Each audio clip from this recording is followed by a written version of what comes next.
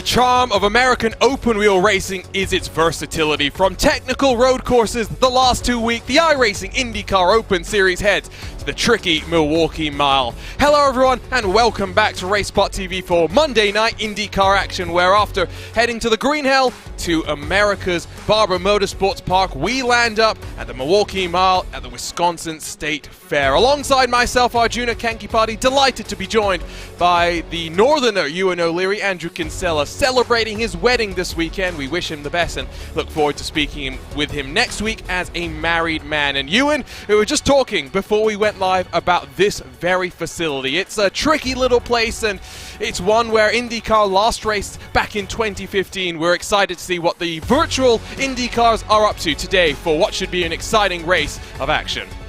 It should be an exciting race, yeah. That statistic does make it seem like these guys might be even a little bit inexperienced around here, but it does get quite a few run-outs here on iRacing, which is a great thing, because it is a great circuit, one of the oldest ovals in America.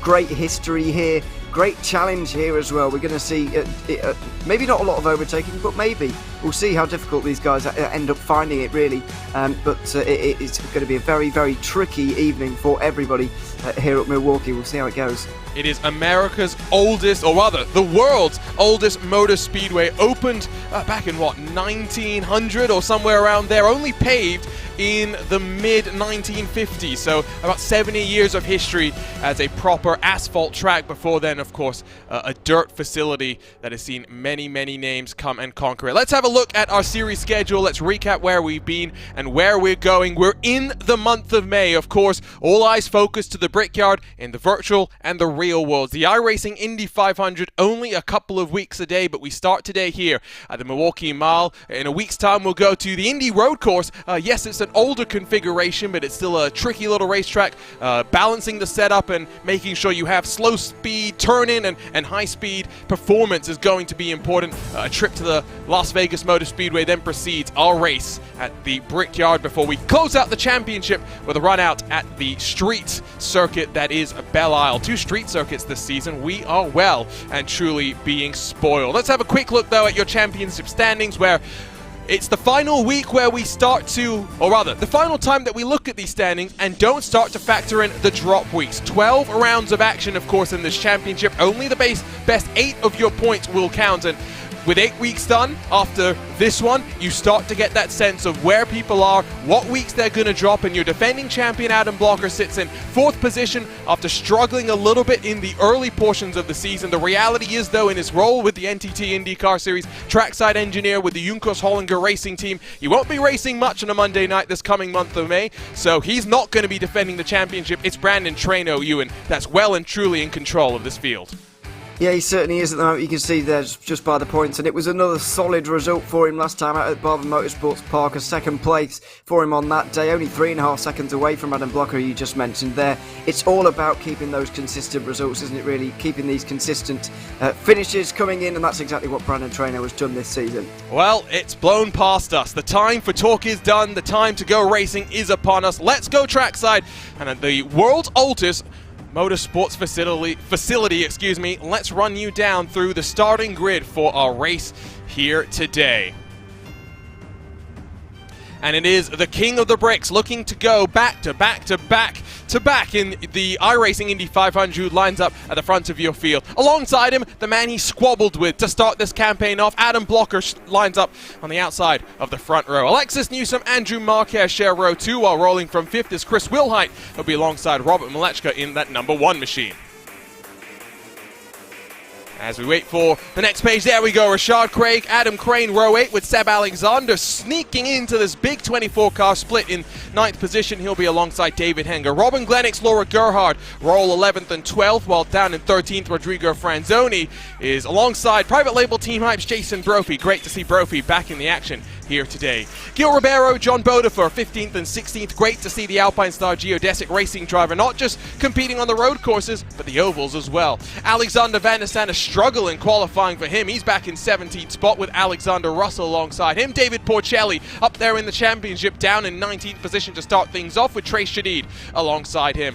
Masato Shimizu in 21st with Matt Taylor rolling on his outside. Mark Murphy and Marisa Baroni 23rd and 24th, starting the final positions in our field here today. It's going to be a hectic race. It's going to be a fun race. 150 laps.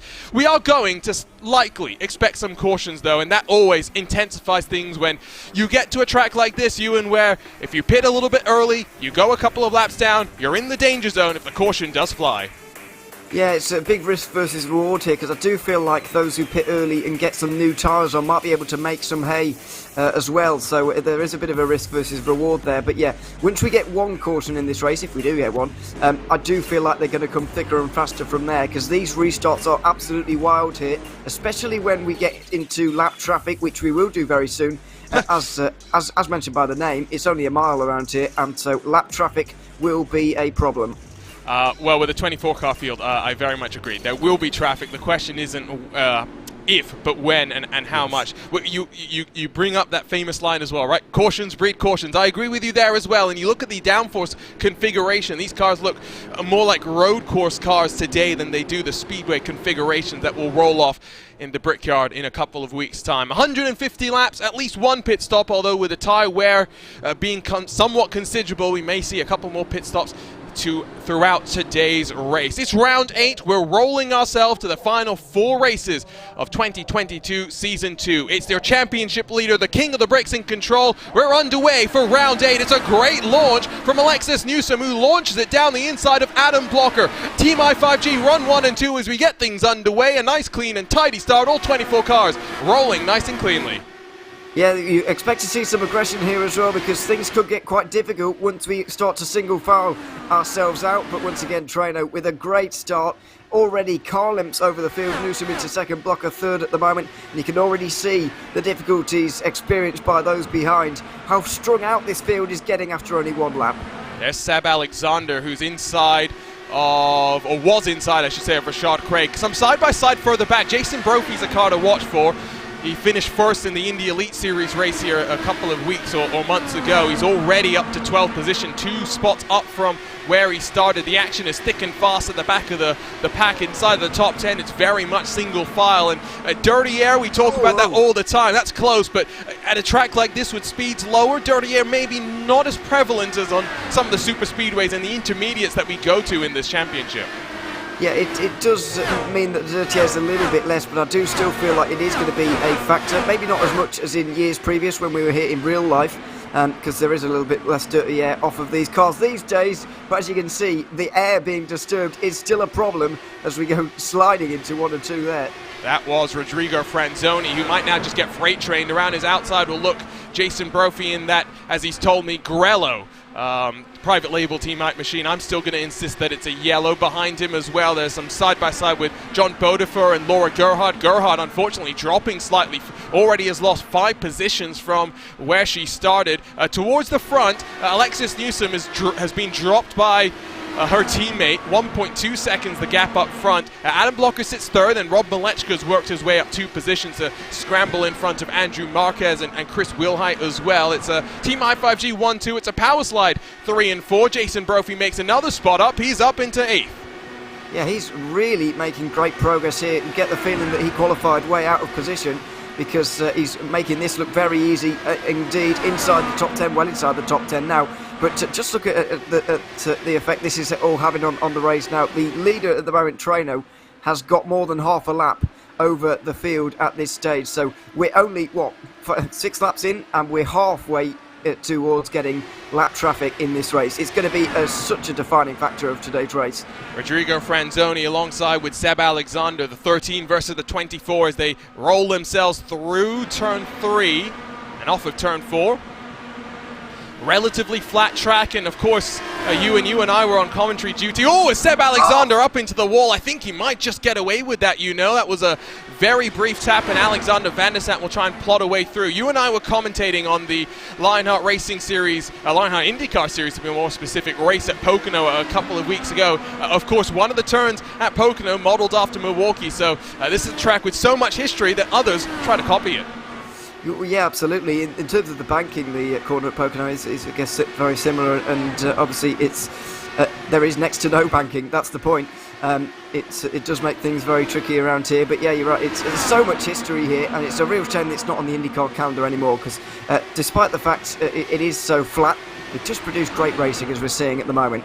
More ovals, I think, is very much what everybody does kind of want to see when it comes to IndyCar in general. Grab a look at your track map as well. There's Treno, of course, that 3 car already halfway through turn 1. The final car in line is Marcio Baroni, in that 16. He's yet to roll out of turn 4, so give it a couple more laps, maybe 5. We're in the thick of lap traffic, and Brandon Treno's enjoyed the benefit of clean air so far. Once you get into the traffic, it is unrelenting and unforgiving. From there, we'll see what these setups are really like, because an open setup competition, there's plenty you can do to dial in your cars.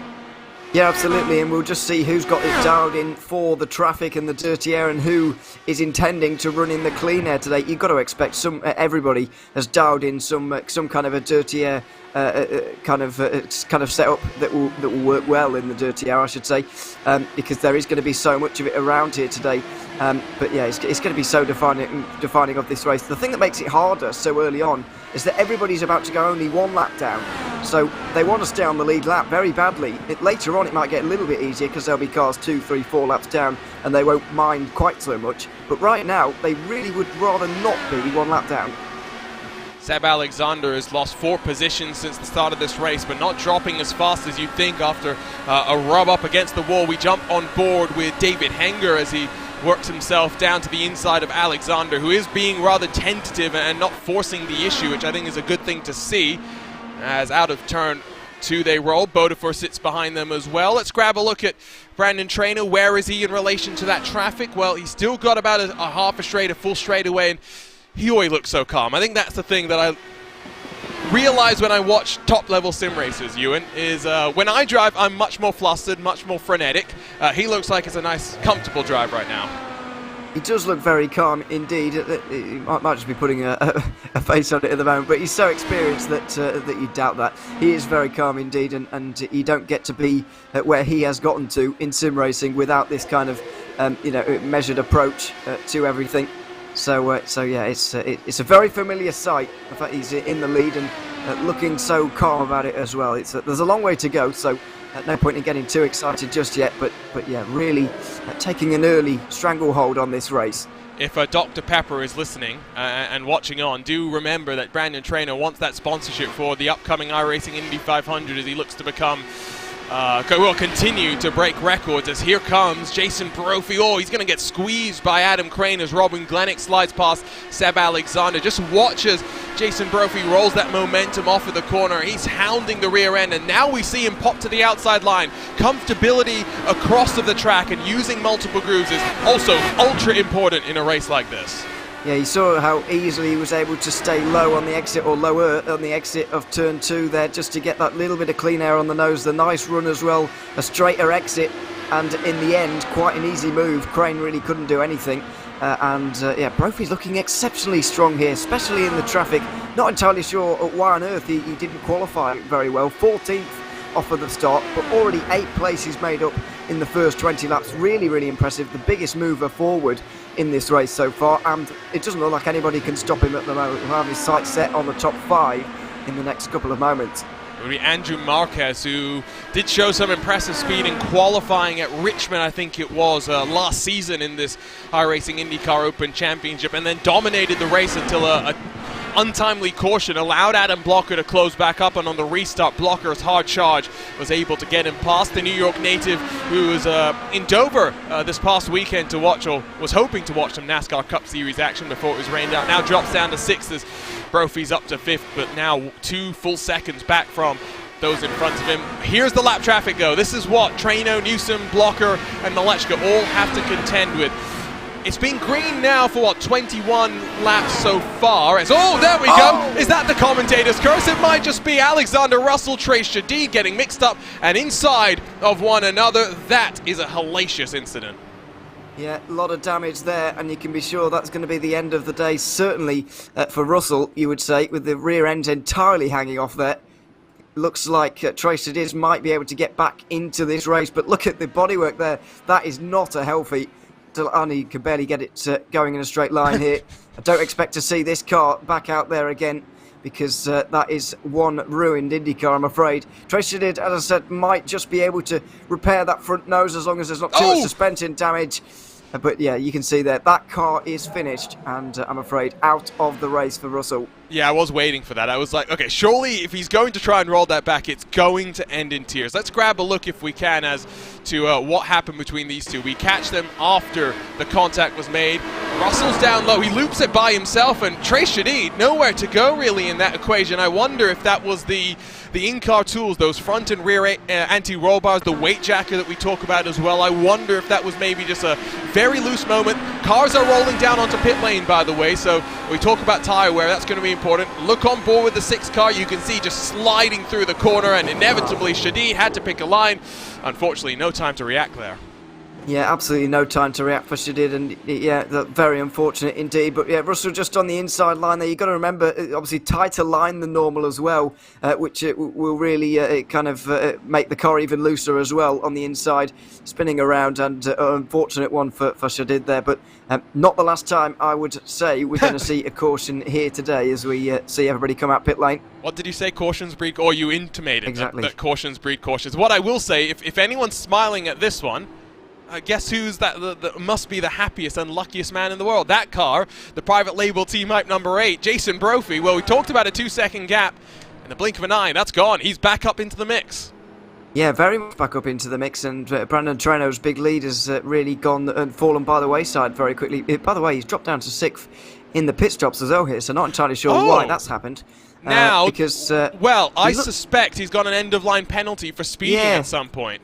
I saw him leave pit lane first, so I did wonder what was happening there, but it does look like he has got a penalty, and this is going to make this race very interesting indeed, because that does change things around. Yeah, I mean, it's a pretty slam dunk decision really as to what you're going to do in terms of your pit strategy here. The tyre wear obviously taking effect already at an abrasive circuit like this one. Later on in the race, when there are lots of lap cars that you can possibly put between yourself and your rivals, then maybe it might be time to decide, I'll take the track position here. But it is too early for that kind of thing. We're only 25 laps in. And that's what Brandon Treno will be comforting himself with as well. But there's a long way to go. Yeah, but he doesn't look happy, I tell you. Let's grab, if we can, a look at maybe what did happen for him in pit lane. Here we go. So you can see he's not on the limiter, I do believe, because usually you see the LEDs flashing just a little bit more. It does look like he's going quite fast, I tell you, but I would suspect it's likely on the exit here. So drops from the jacks, is going to start to roll. Just wait for it. 4 fresh Firestone tires going onto that car. Up and away. I think he was on the limit. I'm not sure how he got the penalty there, to be completely honest. I have to assume it was speeding, though. I mean, that's the only thing we can really think of for that to have really taken place. But yeah, it's unfortunate. We do know that obviously these guys don't like to use the limiter very often to shave off those hundredths down the pit lane, even under caution. So that is always a risk that you take, but that's been a thing for so long now that you'd expect them to actually be all right by this point, and that wouldn't be a problem. So a bit of a weird one, especially for such an experienced driver, but it does make, from a neutral point of view, our race infinitely more interesting here. Yeah, and now it's just one Team i5G car up front. It is Alexis Newsom that will lead, from Adam Blocker, Robert Malechka, and Jason Brophy from 14th to 4th in the opening cycle of the race. What does this restart, have in store for us? Pace car off, fielding control of the Team i5G driver. We're back underway, and it's a good start from Robert Malechka back on to the power nice and early to harangue the rear end of his teammate. Alexis Newsom, though, getting a nice comfortable lead. 5 car lengths as they roll themselves off of turn 2. You just now have to expect that Jason Brophy's going to be on the charge. Another car that will be on the charge surely is that Brandon Treno, number 3. Yeah, absolutely. Down the order quite a lot here. But look at the pace of that car. He's straight into the back of someone very nearly. Not used to running in the traffic whatsoever. And obviously, you've got to remember, these guys are a little bit slower than he will be at this stage. And he's got to factor that in coming into some of these corners, because that was nearly an incident there. Yeah, I wonder if he's got any front wing damage. And the fact that he's rolled off of turn 2 and is not straight all to the inside of Laura Gerhard, you can actually see on the left side of the wing there is damage. So he's incurred a little bit of damage. If we get another cycle of caution pit stops, that will be ideal, because that's going to cost him probably 5 seconds in the box to to change that around. An extra 5 seconds in the pit lane, still working his way forward. That is very, very impressive to see that with damage, he's still going to charge his way up through the field. Looking slightly further forward, Gil Ribeiro in front now of Rashad Craig. Another car making some headway is Ribeiro. He's +5. Van der Sant's +8. Jason Brophy has already dispatched of Robert Malechka. And it's hardly surprising, really, at this stage. You saw the way he was moving through the field early on. You'd expect it to be getting more difficult once he's inside the top 5 here, but not really. Made light work of Malechka there. And now things really are going to get tricky. Adam Blocker and Alexis Newsom are not going to be easy to overtake whatsoever. But you don't get the feel, or I get the feeling at the moment, that nobody will be able to stop him at this stage, really. His car seems to work very well in behind others.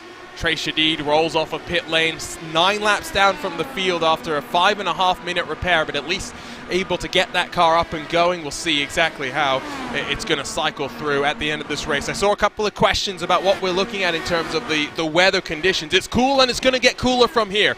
23 in the air, 26 down on the track with strong winds. I think that's the thing that's probably causing the most difficulty for these drivers. You're so on edge, whether you're at the faster, bigger ovals or at some of these smaller ovals, because you're really relying on that right rear to dig into the track, roll the speed through the corner as loose as you could possibly get, as Wilhite and Van der Sant, former teammates, side by side.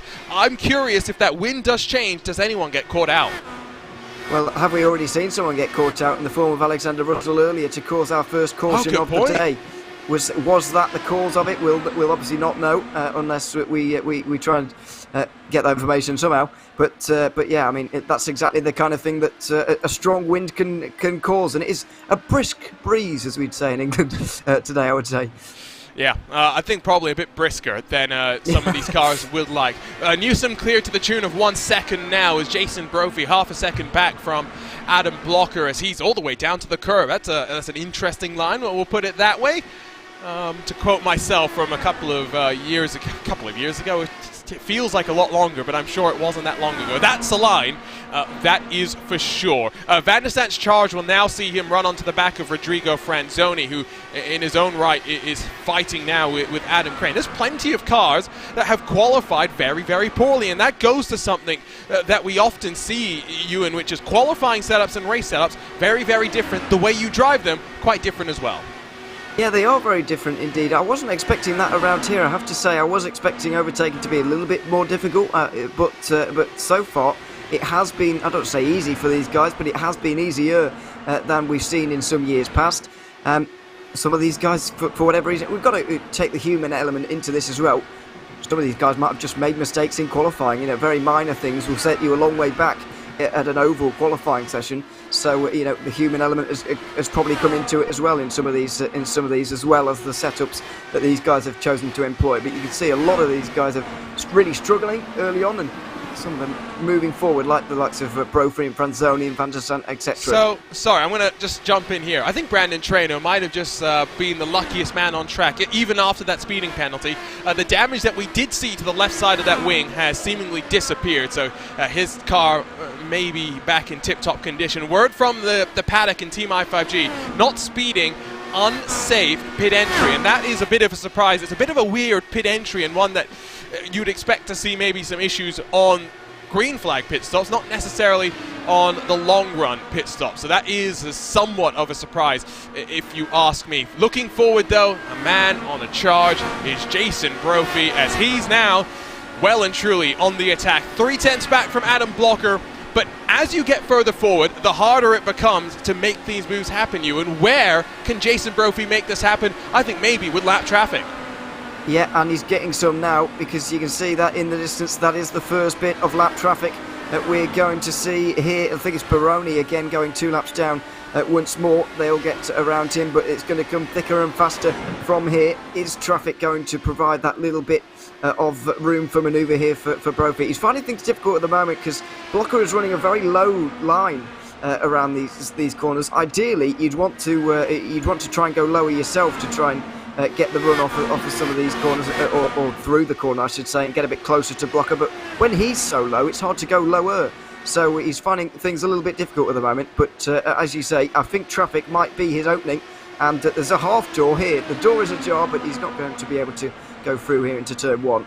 You call it ajar, I call it cracked open, at best. You can also see as the Alexis Newsom works into turn 3, they're still about half a full corner, I should say, away from getting to the main train that will cause them trouble. So I think Brophy's got to make sure he doesn't burn up his tires, although having said that, he's closer now than he's ever been before. Drops below 2/10 does that gap, and the shortest distance around the racetrack is often the fastest distance, so if Adam Blocker hugs down low, Jason Brophy is going to have an immense amount of grip if he's able to get the move done around the outside. He certainly is. It's going to prove very difficult, it has to be said, but he's getting closer and closer with every lap, really, isn't he? He's shaving hundredths off, just getting a few centimetres closer each lap, and eventually he'll be there as we see Brandon Traynor continue his run through the field. Back up to 8th now. Van der Sant trying around the outside, actually putting up a good fight here through 1 and 2. My word, that was close, but Traynor is through. Yeah, and Van der Sant I think might have got a little bit loose to have lost that much momentum, but Traynor's at least back up into 8th.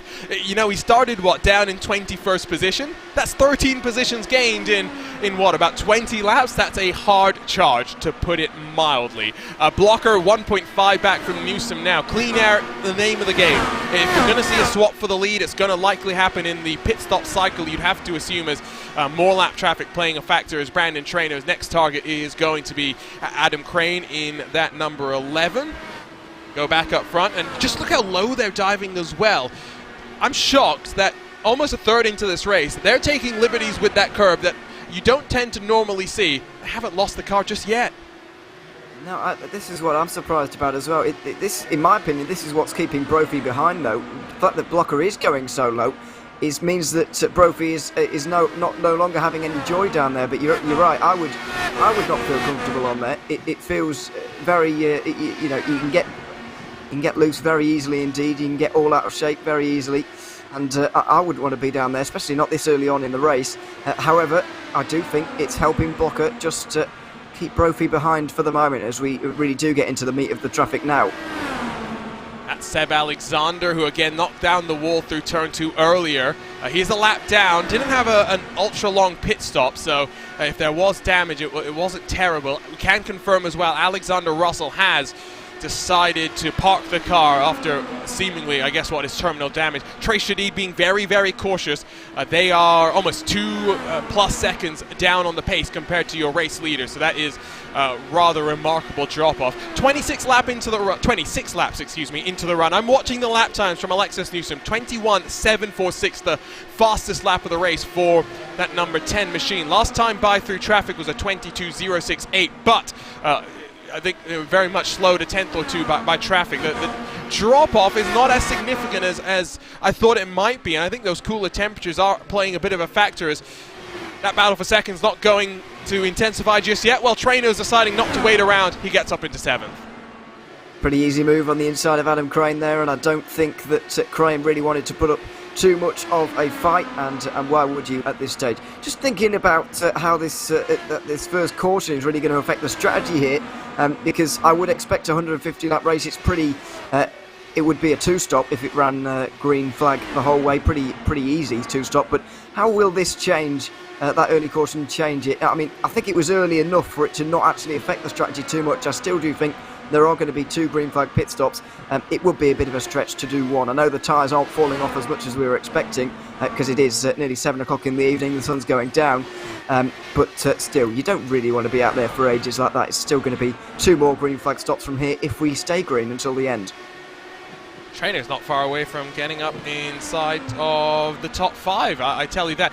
Lead gap has come down because they are now in the meat of the traffic. There's not much you can do in this situation other than be patient, and Alexis Newsom is now within a second of being caught by Adam Blocker. And sometimes I think that being the leader is an advantage, sometimes I think being the leader is a disadvantage when it comes to traffic. Sometimes the traffic's not ready for you as the leader. You've got to wake them up in effect, and when everyone else comes past, they're aware that the leader is coming. The second thing is, going back to what you said earlier, Ewan, is they're fighting to stay on the lead lap. Once the leader's passed, they're not fighting as hard anymore. Well, yeah, and later on in the race, they're not going to fight the leader as hard if they're 2 or 3 laps down. We saw the likes of Baroni and Shadid earlier on. They got out of the way quite easy because they're not fighting to stay on the lead lap anymore. But we saw at the 19 there, on the outside, Shimizu trying to stay on the lead lap, fighting side by side for a couple of laps there with Newsom. So, you know, it's going to be very tricky, especially early on in this race, and it already has changed the front of this race. The leading gap has come down, and Brophy has got his best chance yet. Yeah, that was an opportunity, and he'll sling it to the inside. That time the door was ajar, but rolling the momentum, relatively flat banking. Adam Blocker holds on for now. That gap up front still down at half a second, at least for the time being. It is getting closer here. It's getting closer as well, slightly further back where we grab a look at a battle inside the top 5. Here comes Brophy again, though. He's getting a great run off of turn 4. He's just unable to convert it. If you're Adam Blocker, though, there's two trains of thoughts here. You let Brophy go and attack and maybe see if he can bring you forward to fight with Newsom, but at the same time, at a track where we know it's difficult to pass, you don't want to give any opportunity. Too wide with the lap traffic. Here comes Jason Brophy. Trying again here, another great run off 4. Is there room for a dive at 1? I don't think so. I think on that occasion the traffic actually hurt him. He might have decided to go for it there if the lap car wasn't there, but I certainly think that Adam Blocker is going to try and keep Brophy behind here. I think he should, even if he does or not, because there will be an opportunity, in my opinion, in this run through traffic for him to get near Newsom and have a go at the race lead. He doesn't want to miss out on that. Well, he's sat down in 3rd position. I think he'd much rather stay in 2nd. Look at the hornet's nest in front of Brandon Traynor, who is now inside of the top 5. He gets past one of those lapped cars, but still has 2 more to deal with as out of turn 2. They keep that momentum going. Traynor just carving through the cars like a hot knife through butter right now. 3 wide. Well, that's a car that is so confident. Yeah, he's so confident at the moment, even in traffic. I was a little bit worried about him being down in the pack and if he can get through the field or not, because we do see that sometimes, but he's having no problems at all. Blockers checked up. Through the middle there as Brophy has another go. Yeah, that's the 9 car, Mark Martin, I do believe. Mark Murphy, excuse me, that's the one. So many names, so many things to struggle with. I'm trying to figure out where we are. Second the gap now out front. I think Brophy's now got to make sure he hasn't overheated those tyres, because now you see it's calmer in front. Newsom's in front, the next car in line, not too much lap traffic. This is where you've got to focus as you get to the middle part of the stint. It is a one-stop race as a result of that caution. Only one more pit stop expected. If it's under green flag conditions, the undercut likely to be powerful, even though it's not been so much wear just yet. Yeah, not as much wear as we were expecting, not much drop-off, but this is what we were talking about earlier in terms of staying on the lead lap and the risk versus reward. You might get some joy if you go in early and get that undercut, obviously new tyres, and you'll be on your way, but you could also get trapped a lap down, or 2 laps down, even if things go really wrong, and if the caution comes out at exactly the wrong moment. So it's all about weighing that risk versus reward up. I don't really think in these top 3 cars that they'll really do anything outrageous, because they're so close anyway. They might be able to win normally without a strategy, or a strange strategy, I should say. Marquez and Franzoni alongside with one another as the Brazilian will slide up the track and get through for now, but the Alcantech NHR machine will try and fight back and rolls up the track there. That was an interesting line. Not sure exactly if that was as intended. Marquez now will start to look realwards because Franzoni's already scampered away half a second in front. Adam Crane in that 11 machine will try and fight for that 7th position. When the race goes green here, Ewan, the laps fly on by. It's fantastic, isn't it? It is. It's just a great circuit. Actually, I must admit that coming into today, before I started doing a bit of research, I was like, well, what is going to happen here? Because it's so hard to overtake. I seem to remember that for some reason. But it's been really entertaining so far, it's very finely poised at the front of the field. It is a shame that IndyCar don't come here anymore. But there's a lot of things that I do like IndyCar, but there is some things that are a shame about it, and this is one of them. The biggest shame about IndyCar is the amount of commercials that you have to endure. I know in the UK, Ewan, you don't have to sit with them. You get the Sky Sports F1 coverage where you get extra commentary during the commercial breaks that we have here in the US. But that, to me, is the biggest shame, at least for the moment. I watch it not live, so I don't worry about that anyway. That's the smart thing. But it also means you rarely watch races that you don't know the result of, which is a downside. So, getting to the halfway mark of this race. Again, we'll just give a shout out to RaceSpot's own Andrew Kinsella, who is getting ready for his upcoming nuptials this weekend, which means, unfortunately, that if you're going to be watching the classic IndyCar series on Sunday, you won't hear his dulcet tones. You'll have to settle for DJ Clark and a TBD commentator, but we wish his current fiancée, soon-to-be wife, Sophia, the best as well. Sophia, a regular viewer especially when Andrew Kinsella is a commentator. Rodrigo Franzoni into pit lane. Now, is this a strategy call, or is there damage? Someone else, Masato Shimizu, is onto the box as well, but he was already a lap down. Now, we'll get a good indication by virtue of how long the pit stop is for the number 13 machine. Usually a normal pit stop here is about, there we go, 9 seconds. It's a 9-second pit stop for the 13 car. Interesting call. Very interesting. I'm a big fan of this. A little bit further down the order, inside the top 10 still, but this is exactly the kind of driver I was expecting to take exactly this kind of risk. Obviously, at the undercut, we've spoken about the tyre wear not being as effective or as wearing, but the undercut will still gain you some time. We're about to see how much time here with Franzoni. But yeah, I'm a big fan of this strategy call. You've got to try something if you're lower down the top 10. This very much could get him a better result at the end of the day. So let's see how it pans out. Brandon Traino sees Robert Malechka now in front of him. He's up to 5th, looking for 4th. And you know what? Started this phase of the race after the caution in 21st something position.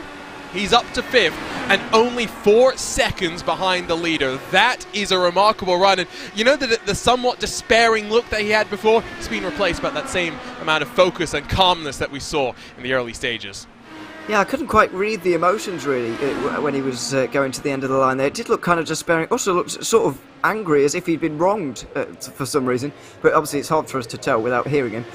So I'll reserve judgment, of course. But yeah, I mean, he's certainly back to that very familiar, calm face, exactly the same face he was pulling when he was winning. So, you know, it just shows the experience that he has in situations like these, not panicking at all, and why would you? He's still got a very good chance of winning this race as he makes the move down the inside for 4th. Hot knife through butter. I think that's what we're seeing with him right now. The only time we've ever seen him more animated in a positive way. We've seen him animated in a negative way when he's crashed before, but in the positive way was during our trip to the Green Hell a couple of weeks ago, where I think Brandon Traino... Oh, who's that down low? That's Shimizu. The number 19 machine, because he's down low, should not trigger the caution unless he slides back up the track, which he's got to be careful with how he rejoins here. Back onto the tarmac, nice and safe. Caution flies. The race has just been changed. Rodrigo Franzoni's gamble, well, he's trapped a lap down right now. The Brazilian is going to be ultra frustrated. Yeah, this is exactly the kind of thing, this is the risk versus reward we've been speaking about, and that is the risk. You can get trapped a lap down oh so easily. This caution coming out for Shimizu, having obviously... well, clearly had some kind of contact with a wall somewhere, and Franzoni is going to be very, very disappointed with that, and it's going to make the strategy for everybody else very easy, actually, isn't it? Because they can yes. just go to the end from here, which is a little bit disappointing, but yeah, there we are. It's sometimes going to happen like that. Let's have a look at what happened, and let's see if we can figure out if anyone else was involved. So he's behind Seb Alexander here. He's going to be by himself, isn't it? So both cars that were a lap down, he slides up the track. Ooh, I have a feeling we've gone a lap too far. So we'll grab another look around and we'll see how to turn to what happens this time. But if you're any car that's rolling down pit lane, you got to be careful. You got to be mindful of what happened with Brandon Traino last time around. He thought he was wronged. Be very, very careful with how you roll yourself down onto the pit lane. So sliding loose, and maybe it's the weight jack or maybe it's the wind again. He's trying, but it's an agonizing roll into the wall. Yeah, just getting loose, really. A solo car incident. Not a lot you can do, is there, really? That's straight. Oh, very it's the unlucky, tire actually. wall, yeah. Yeah, what is that? Why is there who put that there? He's going to be very disappointed, I'm afraid. He could have just scraped along the concrete there, but didn't in the end, as we get the pit stops finally coming through now. It looks like Newsom with a nice lead there coming out. Blocker, then Traino, who's got beaten out Brophy by the looks of things. It was a 7.9 second pit stop for Brandon Traino, 8.3 for Jason Brophy. So now we'll get to see what that Team i5G car is in comparison to Team Talent at the start. If there's going to be a pass for the lead on track, I think it's coming soon. Brandon Traino is going to be a man on a mission. So we slow it down again. Second time today we get a caution. We did indicate that cautions breed cautions last time around. I don't think necessarily that was going to happen then. It might happen now, though, because drivers know they're going to be able to go to the end from here. They got to make sure that they get some good position, some good ground made on this restart. Yeah, earlier on they could have rested on the fact that they might have been able to get back later on with a bit of strategy or whatever, but they can't rest on that anymore. There will be no pit stops if this race goes green the whole way. I wouldn't imagine there will be anyway. It would be a very, very strange thing to do. So I can imagine he's going to be a little bit more aggressive on this occasion, but you've got to say that despite all of the issues today, Brandon Traynor is still the overwhelming favourite for this race now. His pace was relentless when he was in the lead, and he was arguably even stronger when he was in the pack. Yeah, no, I don't disagree with you there. It was remarkable. Somehow, it lit a fire in his belly, and it was a great charge to see. Shimizu, I think, might be done as a result of that one. Trace Shadid, I think, might be calling it quits as well, being in the pits for 5 minutes and counting so far. In fact, Shimizu's going to roll back out on track. David Hanger is a car that has not gotten back out on track either. I wonder if maybe he's decided that the car's not in the optimal window, and he's decided doesn't want to endure the back half of this race, because we are past the halfway point, and when we get back to green, it should be mental math and a commentator. Name more iconic things. I believe I'm doing 69 laps. 69 laps to go at the line now. Yeah, that'll be the one. So yeah, inside the fuel window for us.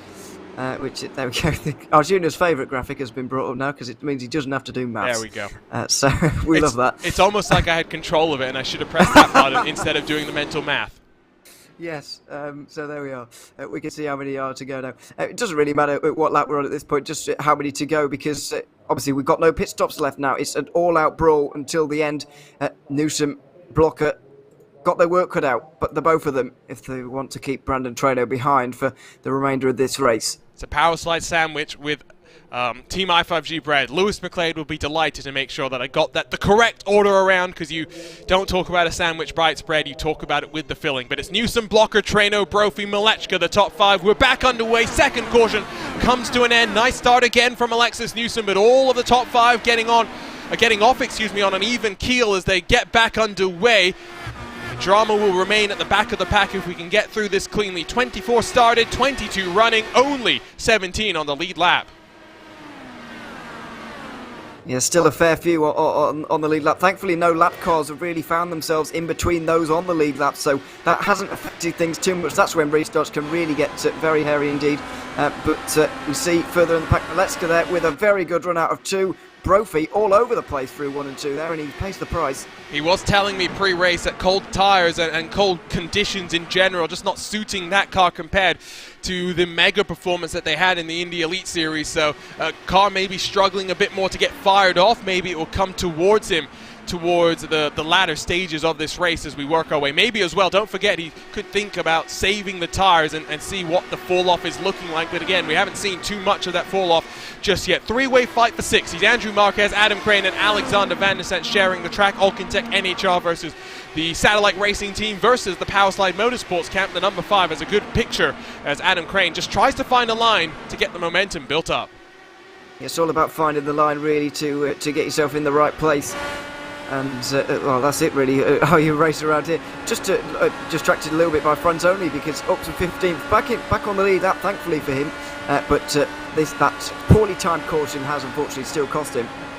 Here comes the look then from the Canadian down to the low line as he tries to slide job up the track, but Marquez holds strong and manages to fend off the challenge for now. But through 3, the door gets open not just for Crane to get the position locked down, but for Van der Sant to try and join the party as well. Matt Taylor, Laura Gerhard battling over 16th position. Meanwhile, at the front of the field, Robert Malechka starting to be dropped by the leaders. That's not what he would have wanted to see. That gap now up to a full second. A track that he said not his favorite, just could not find the rhythm. In stark contrast to that, though, his Powerslide Motorsports teammate likely running a very, very similar setup.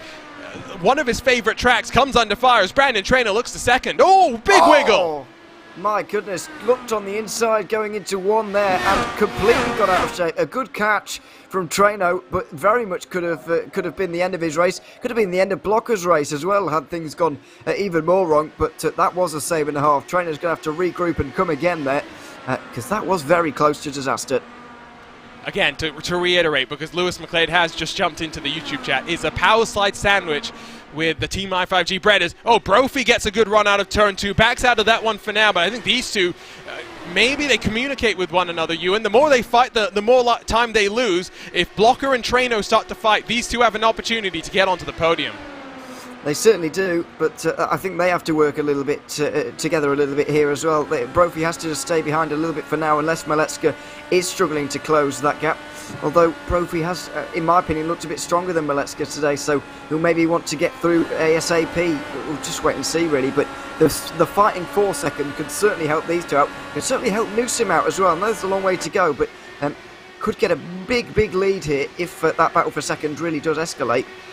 David Porcelli, who came into this round inside of the top 5 of the championship, is now down to 15th as Rodrigo Franzoni's recovery in that Bread King red and black number 13 continues. He's up to 14th for the time being. I think he'll be hoping to try and sneak into the top 10, but there's a long way to go with 59 laps still left to play. Brandon Traino, we grab another look at this fight for second. You see the visual separation between Newsom and Blocker, excuse me. It's up to 7 tenths and rising again. Lap traffic's going to be the important thing if this gap is going to close. You can see that pit straightaway separates the 10 from the 21. That will be the first car they come across.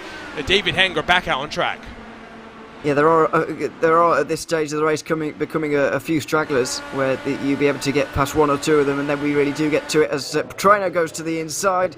Blocker going to have his work cut out, keeping him behind, but doing a good job on the outside through 3 and 4. It's close, and you know, if Brandon Traino sets this move up a little bit more, I think it's just a matter of time before it happens. Blocker with that momentum will hold off for now, and they're not losing too much time. Last time, Brandon Traino gained 2 tenths on Alexis Newsom, even behind Adam Blocker with that dirty air. Again, side by side through turn 3. Traino a nose in front. Traino up to second. Blocker just a little bit too wide. There is a point, and he just it went a little bit too wide through 3 and 4. Traino had a very easy time of things on the inside line after that, and so Blocker down to 3rd, but not out of this whatsoever. Everybody's catching on from out. Even Adam Crane is starting to come into the effect here in 6th position. He's not too far away from the very lead of this race. Now it's going to be a real big battle for Newsom to keep Traino behind, and if Traino is going to be denied the race win here, then this battle has to go on for a long time. What a story it would be as well, right, Ewan? I mean, you start on pole, and it was a small margin, yes, but in a lap time where it's, 21 seconds, a small margin, a hundredth, 1.5 hundredths might as well be an age, right? Put yourself at the front, control the first 20 laps, make a mistake on pit entry, drop to the back, fight your way back forward. It's the story of fairy tales. It is a great story, and it's somewhat remarkable that he's managed to do all of that within 100 miles. We're not even 100 laps in yet, so that makes it even all the more remarkable. At the end, I do wonder if we're going to find out he just did it for fun, but I doubt it. But you never know. But it certainly is a great story indeed, and it's got a long time to size up and figure out how he's going to make this move. But what's rule number 1 of racing, Ewan? Catching is one thing and passing is another? That's not rule number 1. Oh, well, don't hit your teammate. Yes, there we go. You got it. Okay, there we are. I named a rule. Of course, Newsom joining up with the team at the start of this season. So now, 2 months into her run with Team i5G, heading into this crucial month, the month of May, the focus of every IndyCar fan throughout the course of a calendar year. Say goodbye to the Powerslide Motorsports duo. Blocker and Malecka now 1.4 off the lead, a full 1 second off of Brandon Traino as well. Jason Brophy going to be looking to try and work up to the podium.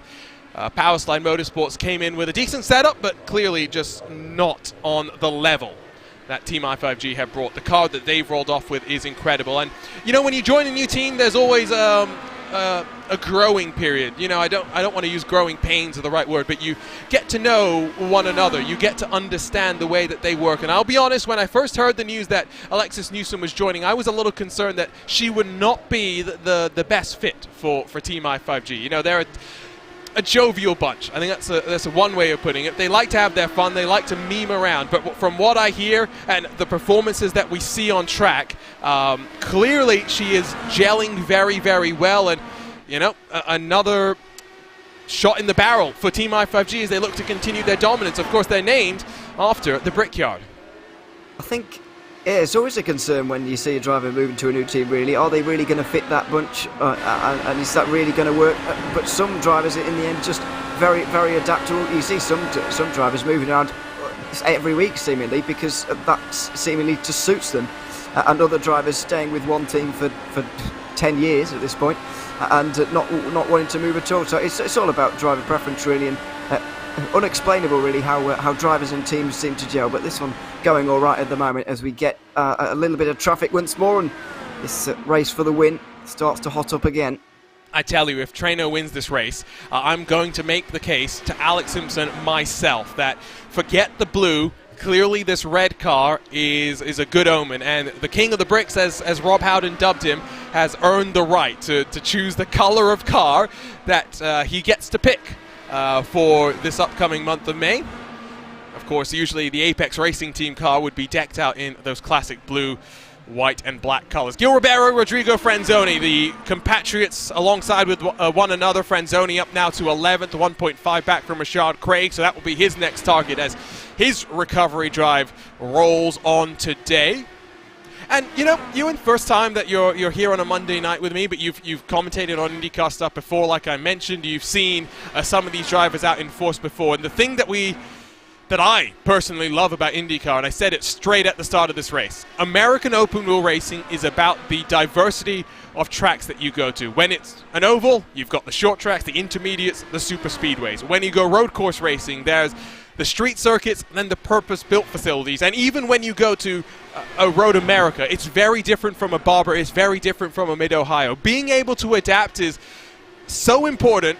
And in an era of motorsport where there are so many specialists, right, where they focus on one discipline of racing, one series as well, IndyCar is one where we see drivers really have to adapt over the course of a calendar year. Yeah, you're absolutely right. I mean, I would argue maybe less adaptable than previously, because obviously we don't go around the world anymore, but which I think is a little bit of a shame. But I certainly agree. I mean, even the kind of short ovals that we got on this calendar, we've been to Phoenix already in this season, and we're at Milwaukee right now. You know, you'd probably classify both of those as short ovals in commas, but they're so different even within that same category. We can't even begin to compare them, you know. So it's a very, very adaptable thing to do, and yeah, it makes the multiple time champions, both in real life and in iRacing as well, all the more impressive. So the one thing we don't tend to see most of these guys very much elsewhere. They do tend to stick to the IndyCar, but why would you if you're good at it? I suppose I would stick to it as well. I would stick to it too. For those who like a bit of IndyCar but want to see what else is out there in iRacing, join us this weekend for VCO Infinity. My word, what fun we're going to have this weekend. Endurance racing, when it started, was about the machine versus the clock. How long could the car last before it went boom? Could you make it to the checkered flag? In modern motorsports, in modern endurance racing, it's still somewhat true, although cars are somewhat bulletproof now. Just don't ask Toyota, especially when it comes to their endeavors at Le Mans. So, what VCO have decided to do is to very much look at the modern endurance racing scene where you break up the races into individual sprints. We're now going to do individual sprints that collate to 24 hours. Instead of one 24-hour race, it's 24 45-minute races. 5 different cars, the Indy car, the F3, the Dallara LMP2 car, as well as a TCR, the Hyundai Elantra, and I believe it's the McLaren GT3 car to round out the 5. What makes it interesting is, battle for the lead. We'll talk more about this later. Trainer to the inside. Does Newsom fight this one back? She does. She's going to try and roll through. There's some lap traffic to deal with as well. Newsom holds on for now. Yeah, Newsom's rolled around very well on the outside line of 3 and 4 there. Great entry to 1 as well, and off of 2, Newsom holds the lead. So the first attack from Traino is unsuccessful. Very good defence from Newsom there. Just has to do that another 36 times. Yeah, but again, 36 laps here is a mile. 36 miles, excuse me. So time is very much winding down in this race. Red, white and black on the inside, red, white and blue on the outside line. There's that lap traffic. Glennick's one of the next cars up the road of them. Matt Taylor as well, as almost running into the wall was Alexis Newsom there, and Brandon Traino takes full advantage of that, will slide up the track, and from last to first, Brandon Traino put a check next to that achievement. Yep, absolutely completes the run to the front of the field very impressively indeed. We'll see now if he's going to take on the control of this race with the same kind of fierceness that he did in the first part of this race. Let's not forget the lead he had before the first caution. It was fairly substantial. Will he be able to rebuild that over the last 34 laps or so? You get the feeling that he might be able to. Just got to hold on, though, I think, at this point. We'll go back to what I was talking about earlier when it comes to VCO Infinity, though, because the IndyCar is part of that 24 45-minute races. The tracks, as with many VCO competitions, to make the practice time a little bit less, to make sure that people can't take advantage of infinite time, especially if they're like you and quite young in their journey through life. The track's announced just 2 days before. Fixed setup competition. We've got drivers from this IndyCar community racing. Joshua Chin will be racing with the Was Cooking Racing Adventures team. Adam Blocker with the Pure Sims Esports bunch as well. And you and I will be on commentary for part of it. I think we're a bit scared about what it's going to do to our voices. Well, a little bit. I love a good new idea, though. This is a very different idea compared to what we've seen in the past. You know, very different from anything I've seen before. And it kind of brings together a load of different areas of sim racing. As I mentioned there, some of the guys in certain parts of sim racing don't really venture elsewhere because, as I said, they're good at one thing. Why would you do something you're not good at? And I would do the same. But this kind of brings together a whole load of different communities within iRacing. And brings them all under one event. I mean, hopefully it's a great spectacle. It's a different idea that I've not seen done anywhere else before, which always brings the risk of it not being very good. But I have great faith that it's going to be great fun, and yeah, you should join us. It'll be good. Yep, RaceSpotTV, VCO Esports, more details to be shared on social media in the upcoming days. Traino now 6/10 clear at the front of the field as we ride on board with Robert Malechka. Blocker is closed down on Newsom, I think, with the lap traffic, but should open up once again. It stagnated very slightly, has this race, with 30 to go, 29 at the line. Brandon Traino leads from Newsom, Blocker, Malechka, and Brophy through the top five right now. Despite Brophy's hard charge, he is not the hardest charger in the field. That would go to Alexander Van der Sande, who sits in 7th, plus 10 so far. Jason Brophy plus 9. Van der Sande looking also to try and get past Adam Crane up the road in front of him. Some of the other teams, you're talking about, you know, people coming from across the sim racing world to join us for VCO Infinity. We've got... Is it NetRex? I think technically they're racing under the NetRex banner, excuse me. Of course, for those who watch R Factor 2 would be much more familiar with them. We're going to get real-world teams as well, at least attempted entries. I'm not sure if they're confirmed as competing, but the BMS NASCAR team, they'll be joining us as well. We're going to have Daniel Morad, the IMSA GT3 driver, having an entered team, and he should be racing as well. Team Redline Kawanda, the two biggest names in all of sim racing, will be doing battle once more. It's going to be an absolute showcase of what sim racing can be. Sometimes I think sim racing should be about simulating racing. A lot of other times I like to call it as esports racing, right? Because we should take the racing and do fun things that you can only do in the virtual world. Yeah, I agree. There's a place for both, I think. If we started to do all of one or all of the other, I would not enjoy it. But the fact that we're starting to do a little bit more of both, you know, simulating real life kind of championships and things, obviously, but also doing things that you can't otherwise, is why sim racing is so great. And it's why it's taken off quite so much over the last couple of years, putting other circumstances aside. As we got a lake, well... Back to the race for a moment, because Franzoni, I'm afraid, in the wall you can see in the outside line, and all of a sudden this race has taken another turn. So now, do we see cars pit? That's, I think, the question. Is the tire fall off significant enough? If you ask me, and I'm a commentator, so you really don't want to listen to me if we're being completely honest, I would think you stay out there based on what we've seen with lap times and whatnot there. But again, we might see a couple of other cars decide it's not worth it. We'll go side by side and grab a look at this replay so we can see if cars come down to pit lane. So Franzoni, well, that's the charge, right? When you put yourself back in the pack, sometimes the red mist falls, and if we grab a look on board with him, I think he's going for a gap that, well, going back to what we were saying earlier, door was ajar, he tried to force it open. Yeah, I'm afraid you probably have to put that one on him. You can't fault him for being back in the pack, but certainly can for that maneuver, I think. Well, quite a lot of drivers coming in. Brandon Traino stays out, so does Alexis Newsom, but after that, everybody looks like they're coming here. Well, a lot of them anyway. So, I mean, if you're Blocker, if you're Malechka, I think you had to gamble in some regards. Adam Crane will stay out there, so this is where things will get a little bit more difficult for those cars that have come down to pit. The number of machines that have elected to stay out. Yeah, 9, yeah. They would have gambled that maybe more would have come down with them. It's really only those 3 cars that we care about. Blocker, Malechka, and Brophy. And Glenix did come down as well, but he's not had the pace today of those other machines. Yeah, that has made Blocker, Malechka and Brophy's life even more difficult, I'm afraid. Newsom probably the most realistic contenders to really challenge for this race now, but even then unrealistic. I mean, there's going to be so many lap cars as well that you would imagine for them to get through. It's going to be very tricky for those 3. I think you're right, they were hoping a similar situation, because normally what you see is that one driver comes in and then everybody follows from there. You don't want to be staying out behind. If you were behind someone who's come in, you don't want to stay out normally.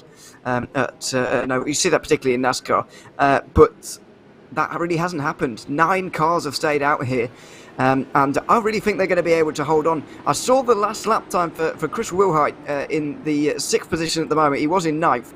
His last lap before that caution came out was only 16 thousandths behind his best in the entire race. We'd been going, 50 laps on that green flag run very nearly at that point, and he was still less than 200ths of a second behind his best lap time of the race. So I think you're right, the tyre drop-off is not going to be enough here either.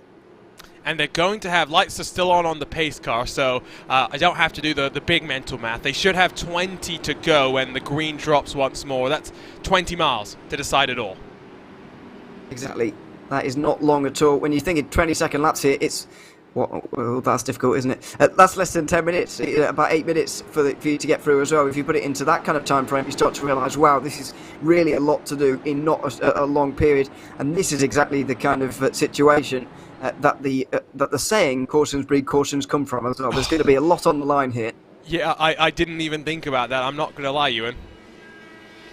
Yeah, it's now or never, isn't it? So... There's gonna be some hairy moments, if not a caution or 2. So, you can hear the fuel burning going on as well. They want the cars to be as light as possible. Just got to be careful you don't over-rev the car. We started with 24, just 13 are left on the lead lap, and I believe we're down to 20 still out there and running. Charles Craig, Rodrigo Franzoni, you'd expect both of them to be retired from the race, and indeed I can confirm they are retired. Masato Shimizu still rolling, but 7 laps down from the field. Trace Shadid, Alexander Russell, the 2 other retirees from this race so far. 20 laps to go. Traino, Newsom, the teammates out front need to work together to make sure that if Blocker, Malechka, and Brophy can catch them from 9th position, they don't get swarmed by the cars on fresh rubber. 50-lap old tires for the top 8 machines. We're back underway. 20 laps to go here in Milwaukee.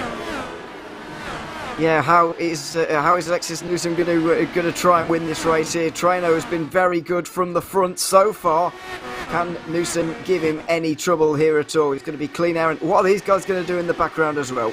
Well, Brophy's already passed Malechka. He's not hanging around. The car firing off a little bit better on the short run this time. 3 wide. John Boda for the meat and the sandwiches. Blocker and Brophy still exit side by side through the corner.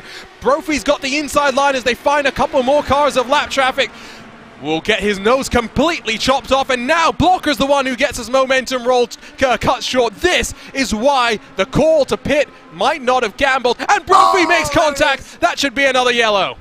It will be, it should be, and it is. We said it was going to happen. And Brophy loses it on the exit of 4 as well, under the caution, into the wall. That's surely day done for him.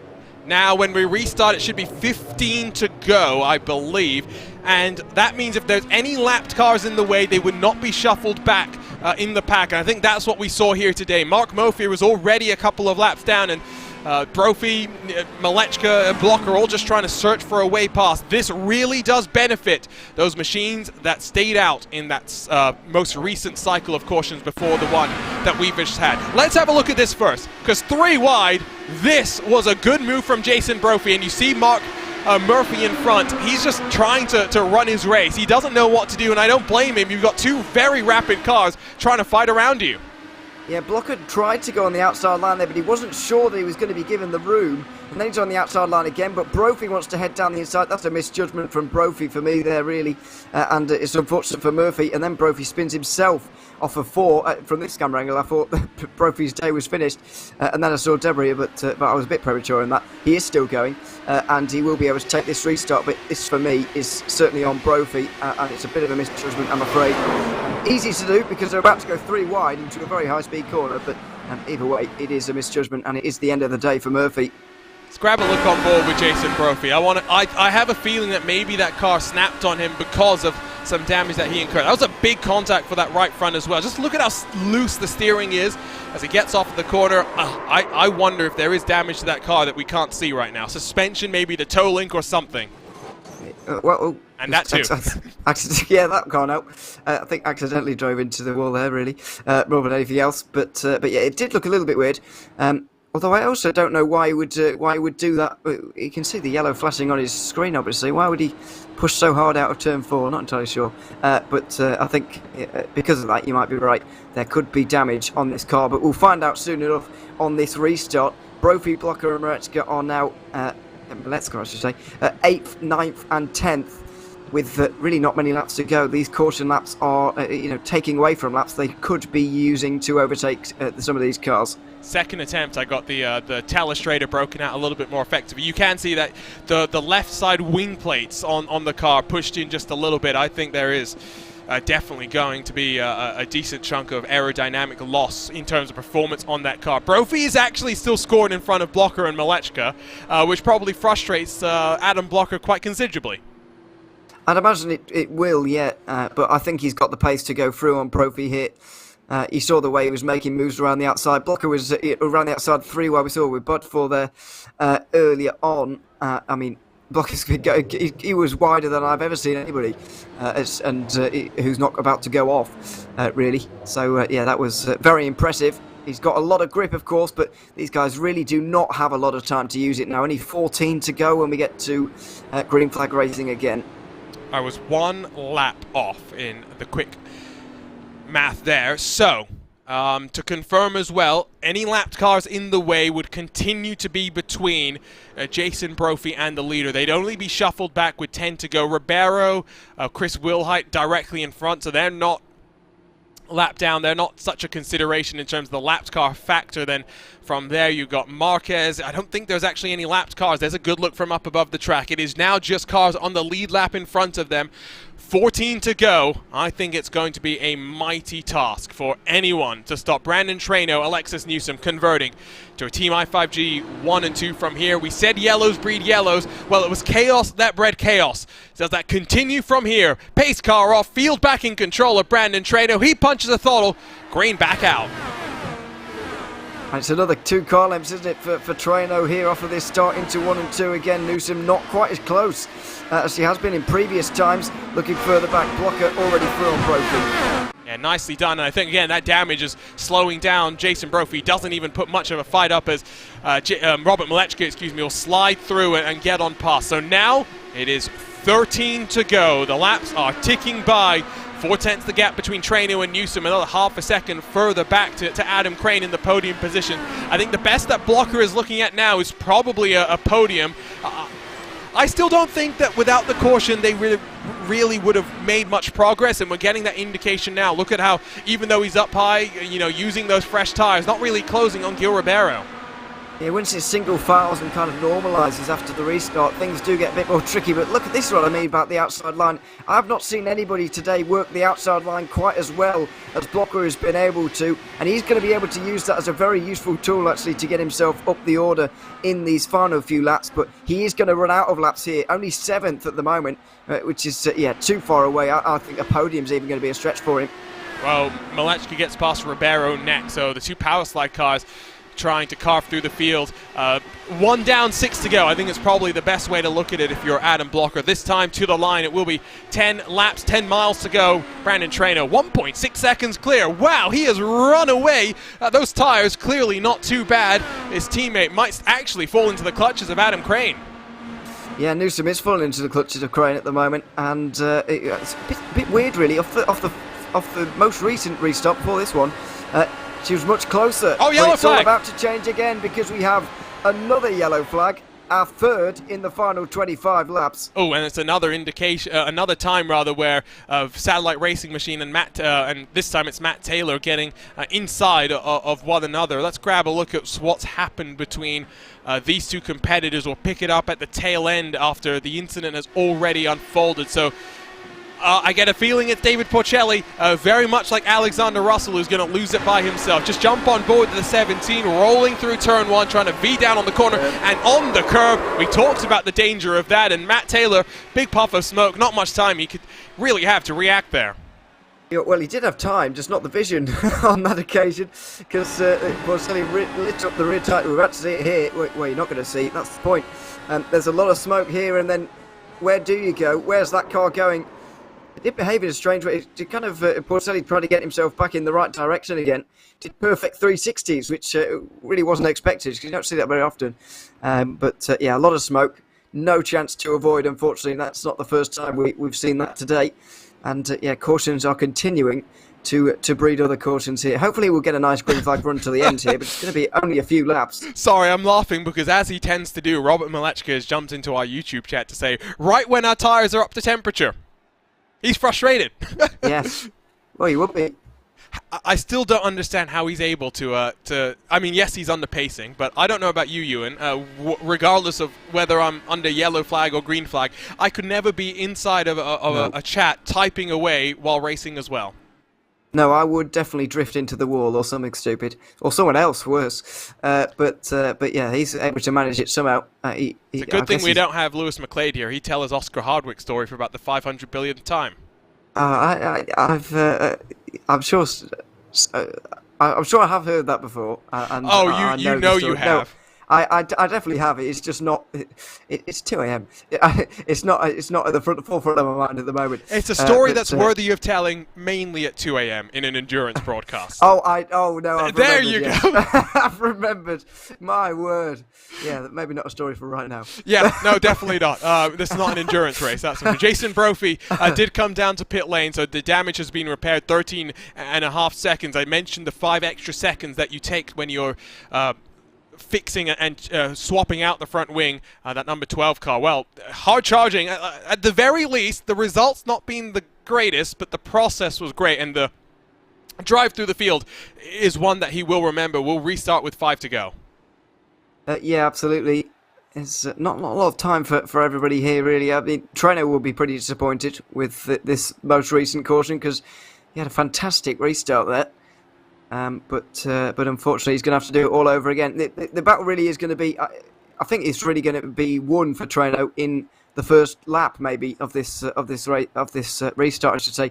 If he gets a good enough restart, then he'll have Newsom at arm's length to hold off until the very end. But if he gets a poor restart or Newsom gets a good one, or both, then this race is really going to be on till the end. I can't really see him losing it, but there's always that chance.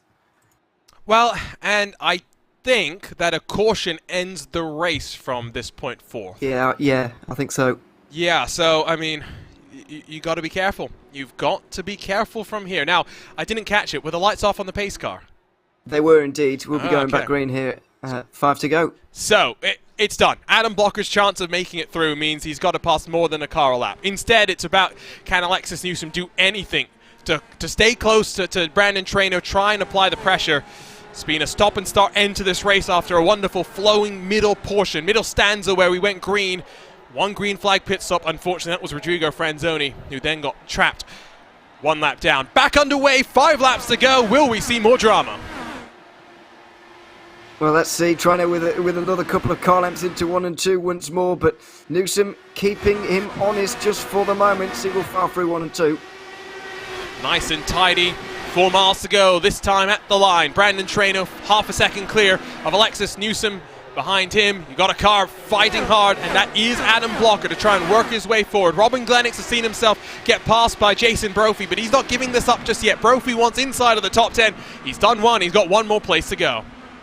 Yeah, he should be able to manage that as well, as Malecka's making moves, Blocker as well.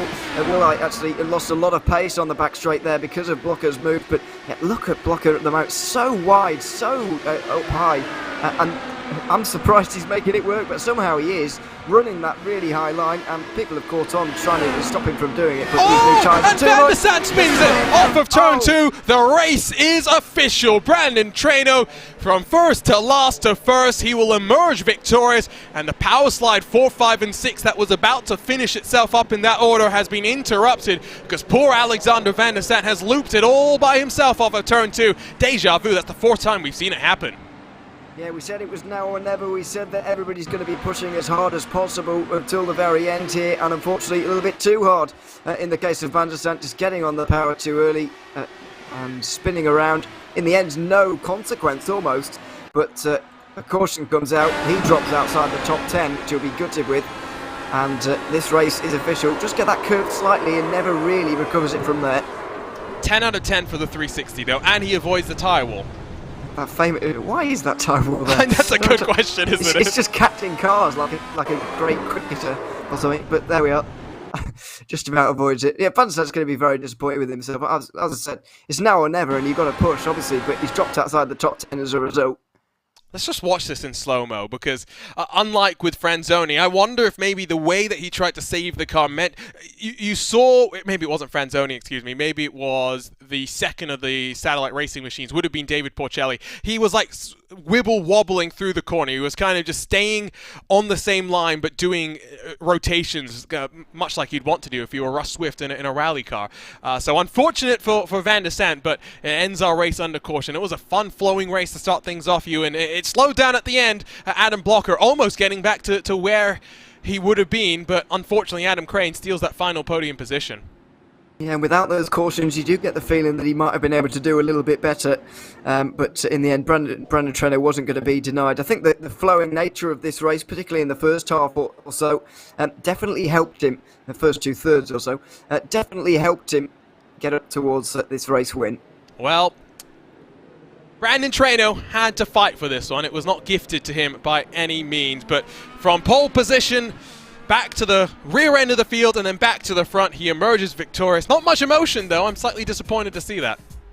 No, not much emotion, much more, as he has been throughout the entirety of this one. When he was leading at the start, it was pulling the same face than when he was straight at the back, and indeed coming over the line to be victorious. So, yeah, a very measured drive from him once again. The championship leader continues to extend his margin. He won't need any drop weeks if things continue as they are. He continues to just build up a mighty fine total of points as we roll into those final 4 rounds of the championship. Remember, 12 rounds of the championship, only your best 8 scores will be counted when the checkered flag drops, when we visit the streets of Belle Isle in a month or so's time. The month of May has started, and Brandon Traino, well, he's won here today. In a couple of weeks' time, he'll be going to the Brickyard looking to conquer that historic Cathedral of Speed one more time. Let's run you down through your race results after 150 laps here at the Milwaukee Mile. It's an Apex Racing team car on top once more, but it's a Team i5G 1 and 2. Alexis Newsom with a great drive to 2nd spot. Adam Crane struggled through the mid part of the race, but took full advantage of a slightly peculiar call from those behind on the caution strategy to emerge on the final step of the podium. Adam Blocker in front of Andrew Marquez, who sees Robert Malechka not able to be in front at the time of caution the final time around. Chris Wilhite with a good drive into 7th with Gil Ribeiro, plus 7 spots into 8th. Great drive from the Brazilian. John Boda for another car, that was plus 7. Great to see the Alpine Stars geodesic racing team, not just on the road courses, but here on the ovals as well. Jason Brophy, well, it was looking like it would have been a better day before contact with Mark Murphy. He drops down to 10th, still gains 4 positions compared to where he started in the private label Team Hype number 8, with Robin Glennox, Alexander Van der Sant, the final cars on the lead lap. David Porcelli for the satellite racing team finishes 13th, 1 lap down, with Matt Taylor 2 laps down. Mauricio Baroni, Seb Alexander, both 3 laps down on the field, with Laura Gerhard, David Henger, and Masato Shimizu, the final finishing cars in today's race. Mark Murphy, well, no fault of his own. I think that's what we can say about his incident. He will be gutted to finish down in 20th position, with Rashad Craig, Rodrigo Franzoni, Trace Shadid, and Alexander Russell not making it to the end of this race. Brandon Trainer, fastest lap 1:47. Interesting to see that with the tires. Last green one. And the tires as worn as they were as well, though. Absolutely, yeah. You could argue the fuel has come down. Obviously, yeah, that is true. But the tyres really were not wearing at all. A little bit of a shame to see, really. I would have liked to see scorching temperatures, and then we really would have had a very difficult afternoon for everybody. But in the end, the tyre wear really didn't take effect, as proven there by that fastest lap.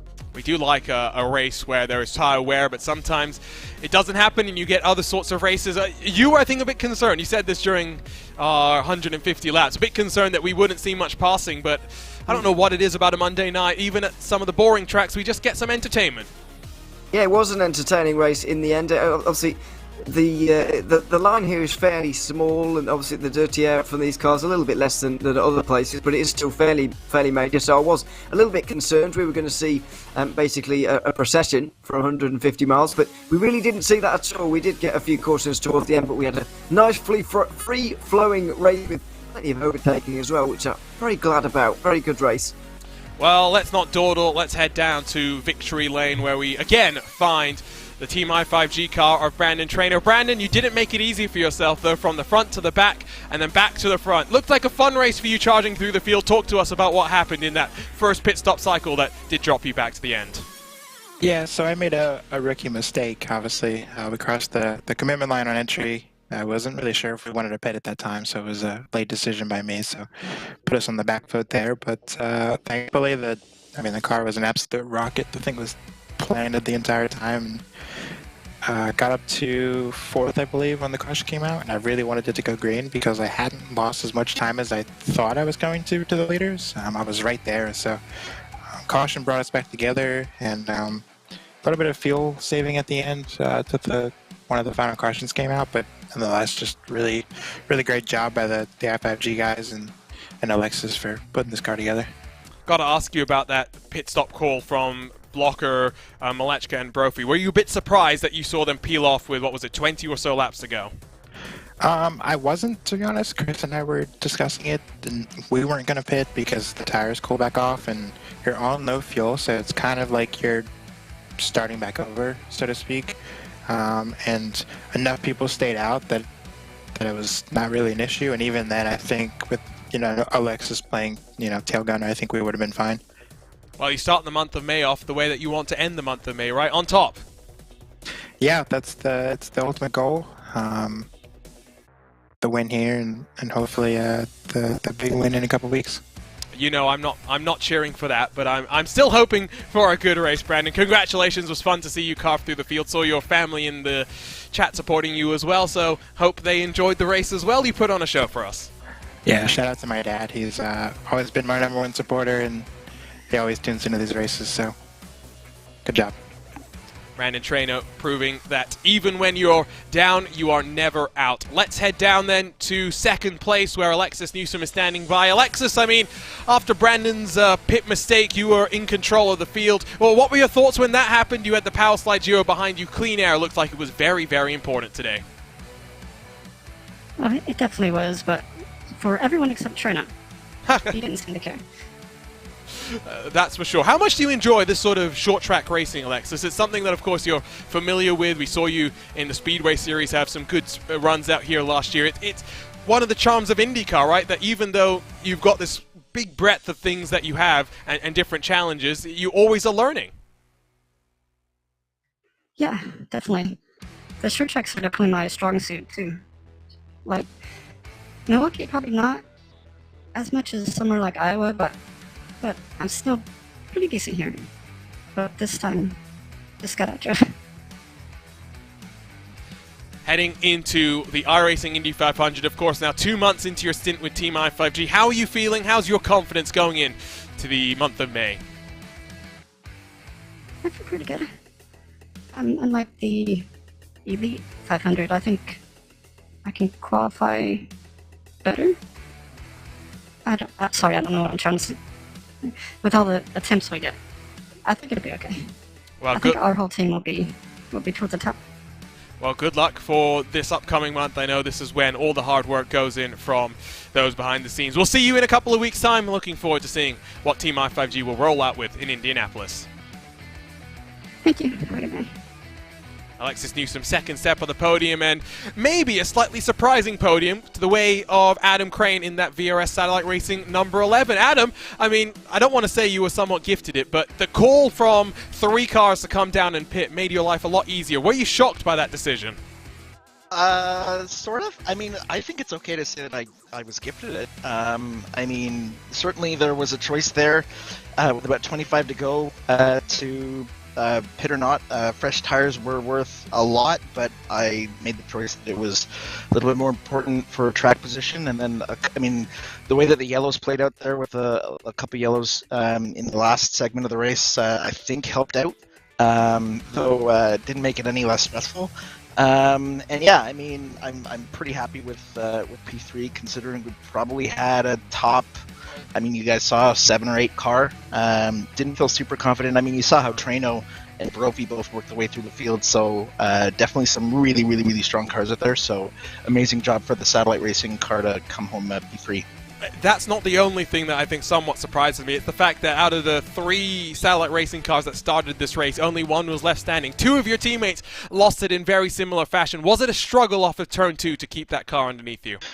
It looked like it was. We'll have to go over some of the data between myself and David and Alex just to see what I was doing that they weren't, or what they were doing that I wasn't, just to see if there's something either setup-wise or driver-wise that caused the car imbalance that they were suffering from. I mean, don't get me wrong, even I had some hairy moments off of 2. So, I mean, it's probably a combination of setup, driver, and conditions that ended up leading to rough days for them. But we'll carry forward and take a look at things and move on. And now, of course, I've asked all of our guests about this. It's the month of May. Now, when we talked earlier this season, we talked about how this IndyCar project for the Satellite Racing team was very much a one-man effort for you behind the scenes. But you've got Porcelli and Alexander Russell's come out of the woodwork as well to come and join the party. How's the environment, how's the atmosphere going into the hardest month of the year for this iRacing IndyCar community? And don't forget about the IndyCar Indy 500 wizard Chad Simpson either. Chad's true. The genius behind everything Indy 500 with Satellite Racing, even more so than me. So definitely moving up to more of a 4-car effort. Definitely see a massive improvement compared to last year with the level of involvement and commitment to making the 500. And it's amazing to see how the Satellite Racing IndyCar program has grown since, I mean, 18 months ago or 12 months ago when we really started developing the IndyCar program. And then our inclusion in ISOWC and everything that was done there was just a massive coup for Satellite Racing. And I'm super happy to be part of a squad that's got top split aspirations, and who knows, maybe even top 5 or we'll have that awesome lift, take the Satellite Racing car to the podium there at the Indy 500. If we were able to get a new scan of it, that'd be kind of cool. Not right now, though, surely, right? That can't be what you're hoping for. No. I mean, maybe after the 500. Maybe for open wheels. Exactly. There we go. There we go. Well, good run today, Adam. Looks like you were at least keeping in track of those in front of you, even if the setup wasn't dialed in. But this isn't the setup that matters. Of course, it's all about the Brickyard. We'll see you next week as we go to the Brickyard for the GP race. Awesome. Thanks so much, guys. Adam Crane rounds off our podium interviews. Always good to talk to the drivers after the race, get their thoughts in this, the most crucial month of the year. And, well, I said it, we're going to the Brickyard, although we're not going to the layout that we are focused on. We go to the old GP configuration. You and I know you've called some races on the newer version on other platforms. I'll be honest, I'm not a fan of this configuration of it. I don't like the last sector too much. I don't like the opening sector too much. And the middle is basically a straight and then some 90-degree corners. But I like the challenge that it presents, where you've got the slower speed corners, you need the mechanical grip, and then you need the ability to still have a fast enough car in a straight line that you can run yourself down into turn 1.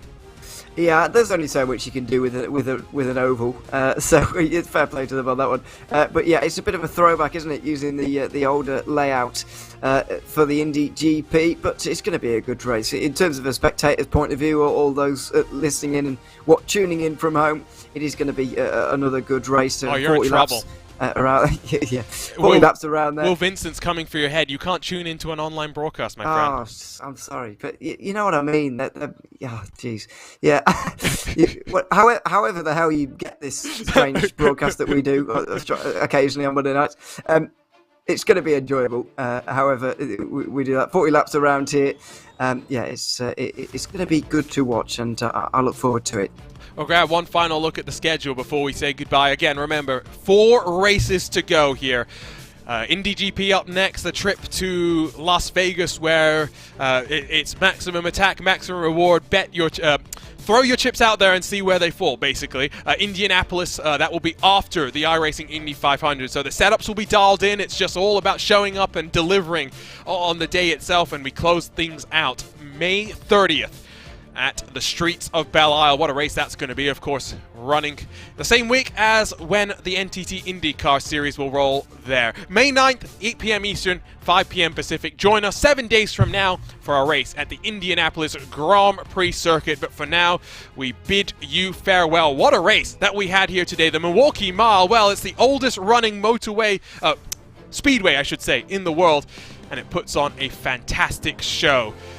Month of May is upon us. The week is building up towards it. All the teams, all the drivers have been putting in the hours, but once the clock starts for qualifying for the iRacing Indy 500, the hard slog really does begin. That race and every race here on the iRacing IndyCar community live on RaceSpotTV. We'll have full coverage of first the iRacing Fixed 500 before a week later we go racing for the iRacing 2022 Indianapolis 500-mile race. For now, though, from the Milwaukee Mile, we bid you farewell. On behalf of the team at RaceSpotTV, for my co-commentator and Ewan O'Leary, my name is Arjuna Kankipati, signing off for now. Brandon Treno on top here today, where he'll be, hopefully, for the Team I5G team when we roll things off in the month of May.